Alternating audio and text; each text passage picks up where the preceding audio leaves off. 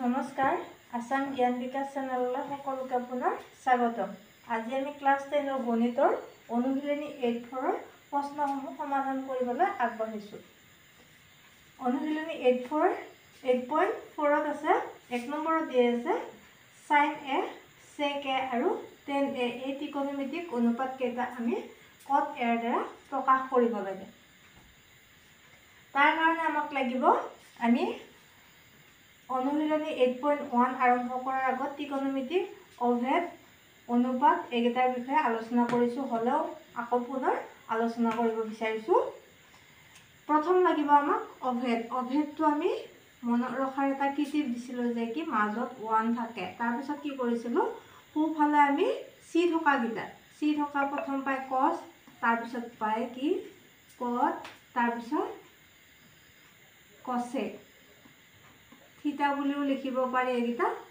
বা থিতা যিহেতু ভিতৰৰ কোণটো বাহিৰৰ কোণটো কেতিয়াবা দিয়ে, যিকোনো এটা লিখিলে হ'ল এ বি সেনেকুৱাকৈ লিখিব পাৰি। তাৰপিছত এইফালে থাকিলে চেক, তাৰপিছত আহিব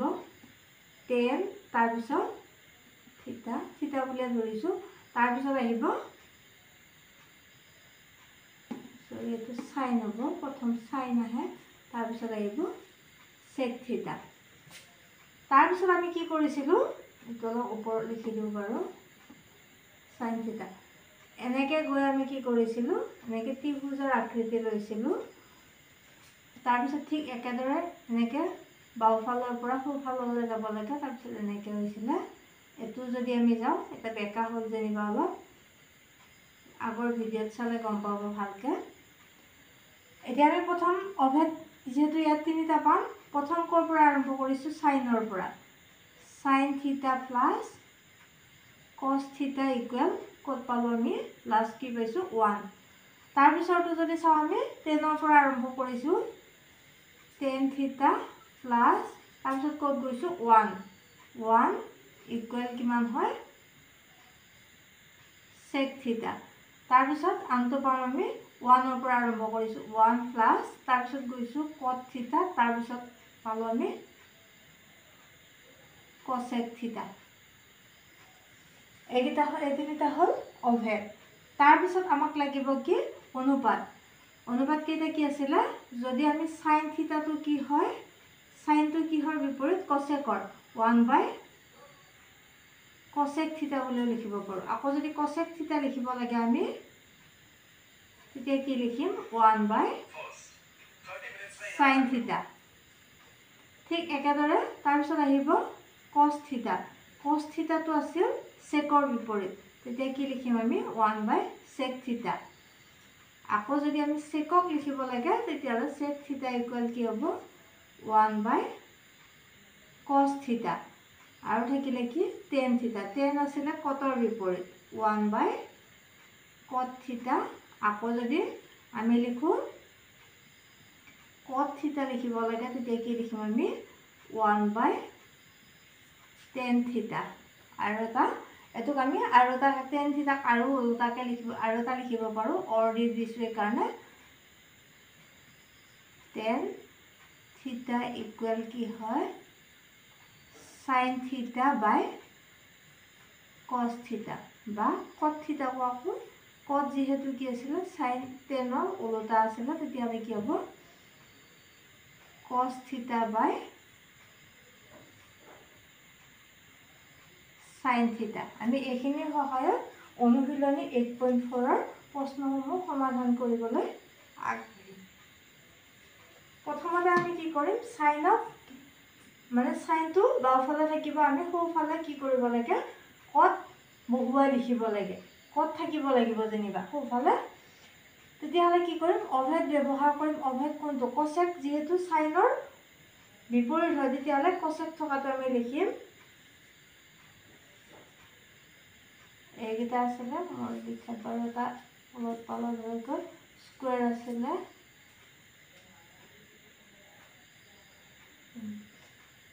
cosec স্কুৱেৰ। ইয়াতে যিহেতু আগতে উল্লেখ কৰিলোঁ এ লিখাই আছে, বাহিৰৰ কোণটো দেখুৱাই আছে, সেইকাৰণে আমি কি লিখিম, থিতাৰ ঠাইত এ লিখিম। ইকুৱেল কি আছিলে 1 প্লাছ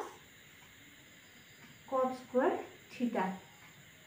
যেহেতু আমাক কচেক নালাগে কি লাগিব সাইন লাগে তেতিয়াহ'লে কি লিখিব কচেকৰ ঠাইত কি হ'ব 1/sin স্কয়াৰ a হ'ব ইকুয়াল কি হ'ব 1 + cos স্কয়াৰ a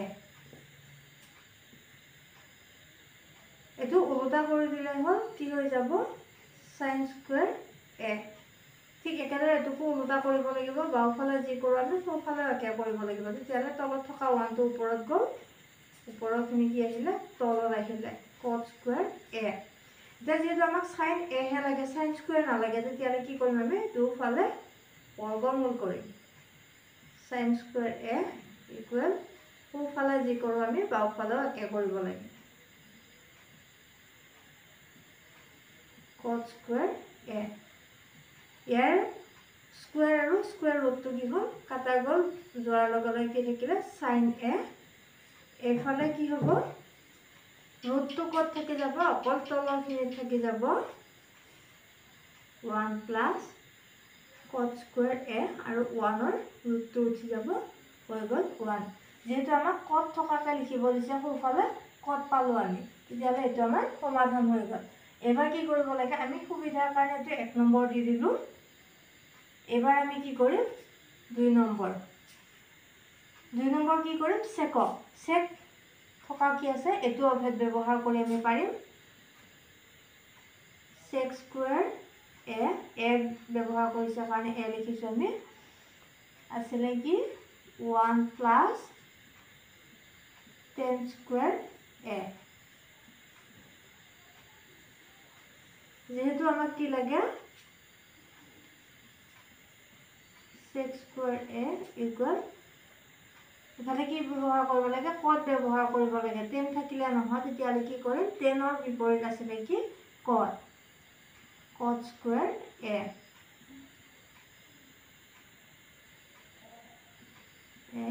ইকুয়াল বৰ্গমূল লসাগু ললো ইয়াৰ 1 টোৰে ইয়াক কাটা কৰিলে কিমান হ'ব cot স্কয়াৰ a cot কাটা গৈ থাকিলে কিমান 1 এতিয়া আমি স্কয়াৰ নালাগে যেহেতু স্কয়াৰটো উঠাব লাগে আগৰটোৰ নিচিনা ৰুট চিন দি দিলো দুফালে দি দিম আমি cot square a + 1 cot square a root উঠি গ'ল sec a থাকিলে এফালে তলৰটো উঠি গ'ল যোৱাৰ লগে লগে কি হ'ব তলৰটো ৰুট নাথাকে ওপৰত কি থাকিব ৰুটটো থাকি যাব cot স্কয়াৰ a + 1 তলত থাকিব cot a এটো হৈ গ'ল আমি সেককো কতত প্ৰকাশ কৰিলো এবাৰ লাগে আমাক কি হয় 10 3 নম্বৰ বুলি ধৰি ললো 10 টো আমি কি অভেদ ব্যৱহাৰ নকৰাকে অনুপাত ব্যৱহাৰ কৰিব পাৰো যেহেতু আমাক কি লাগে কতহে প্ৰকাশ কৰিব লাগে 10 a ইকুয়াল কি হ'ব 1/cot a এইখিনিয়ে হৈ গ'ল আমাৰ 1 নম্বৰৰ সমাধান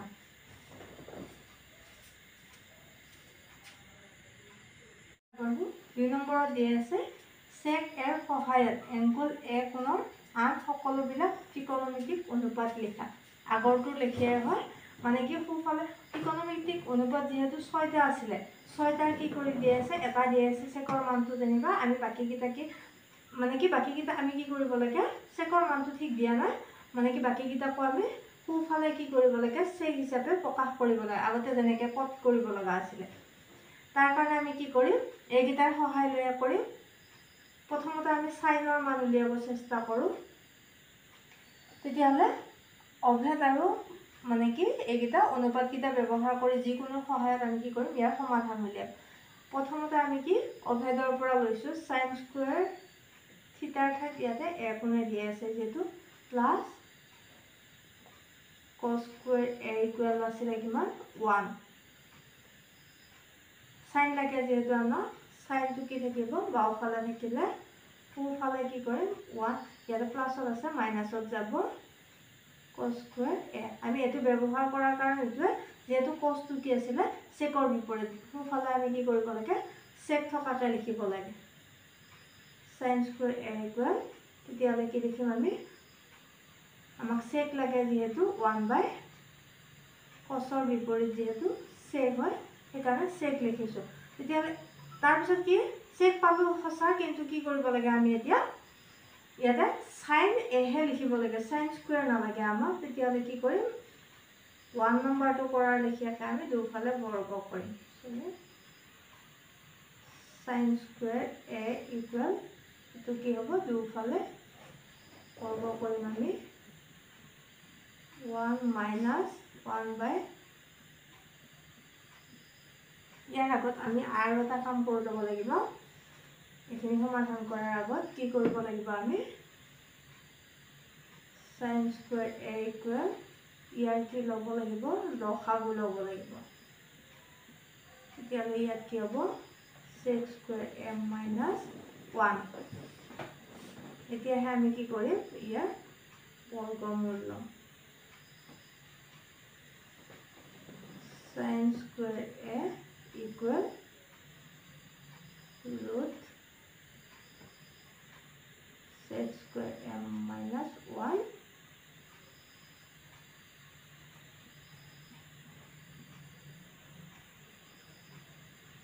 ইয়াত হ'ব ইয়াত স্কোয়াৰ ৰুট কাটা গ'ল থাকিলে sin a তাৰপিছত ইফালে কি হ'ব তলৰটোত ৰুটটো উঠি যাব অকল sec a হ'ব ওপৰটো ৰুট থাকি যাব sec square a minus 1 এটো পাব আমি সেকৰ মান এবাৰ লাগে আমাক কি cosৰ কাৰণে যেহেতু সোঁফালতে sec বনাব লাগে তেতিয়াহ'লে কি আমি এটো বনালে কি এটো অনুপাত লিখিলে কি পাম সোঁফালে sec পাম এটোকো আমি কি আগৰ নিচিনাকৈ 1 2 দি সুবিধাৰ কাৰণে লিখিম তেতিয়াহ'লে cos a equal কিমান হ'ব 1 by sec a এটো আমি সোঁফালে sec থকাকে পালোঁ এবাৰ আহিলে 3 নম্বৰত থাকিলে tan a টো আমি অনুপাত কেইটা যদি চাও এটা পাইছো যে কি sin a equal cos a আছে sin a by cos a sin a by cos a কাৰণ আমি cos a ৰ মান পাইছো এফালে sin a ৰ মান পাইছো tan a দুটাৰ ভিতৰত এটা ব্যৱহাৰ কৰিলে হ'ল সাইনৰ কাৰণে সাইনৰ মান পাইছিলোঁ কি আমি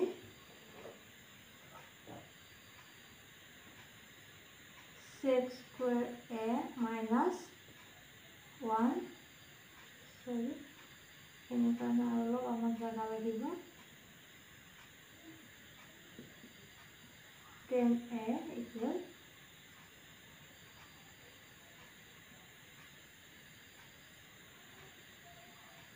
sec square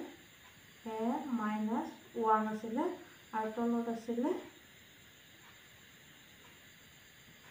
sec a এটো কাৰণে পালো cosৰ মানটো আছিলে কি 1 by sec a এটো আৰু এটো কাটি গ'ল এটো কাটি গ'ল যোৱাৰ লগে লগে থাকিলে কিমান tan a ৰ মান হৈ গ'ল কাৰণ ইয়াত 1 হে থাকিলে তলত 1 থাকিলে এটো লিখা নাযায় সচৰাচৰ sec square a minus 1 এটো পাই গ'ল আমি তিনিটাৰ মান পালো এবাৰ লাগে আমাক 4 নম্বৰ কি লাগে আমাক cot a cot তো কি হয় 1 by tan a যেহেতু আমি tan ৰ মান ইতিমধ্যে পাইছো তেতিয়াহ'লে কি লিখিম আমি এটো মান লিখি দিলে হ'ব আমাৰ cot a equal কি হ'ব tan ৰ 1 to 1 থাকিলে ওপৰত তলত কি লিখিম আমি tan ৰ মানটো লিখি দিম sec square a minus 1 আৰু এটা আমাৰ থাকি গ'ল এবাৰ cos a এখিনি আমি মুছে দিছো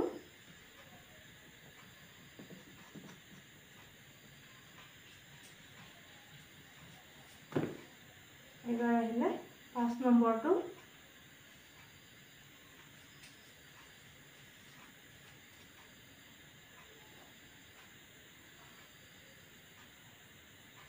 cosec a equal to কি পাম আমি যেহেতু সাইনৰ মান পাইছো এতিয়া অনুপাতকেইটা ব্যৱহাৰ কৰি আমি কৰিব পাৰো sin a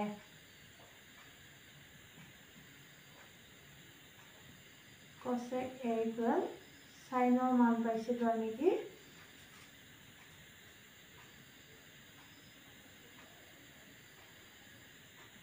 sec square a minus 1 ইফালে আছিল কিমান sec a তেতিয়ালে এটো কি হ'ব ওপৰত উঠি যাব cosec a equal to sec to কত যাব ওপৰত উঠি যাব আৰু এটো তলত থাকি যাব a minus 1 আমাক যেহেতু 5টাহে লাগা আছিল আমি মানে সোঁফালে sec থকাকে কি কৰিলো বনালো এটো হৈ গল আমাৰ সমাধান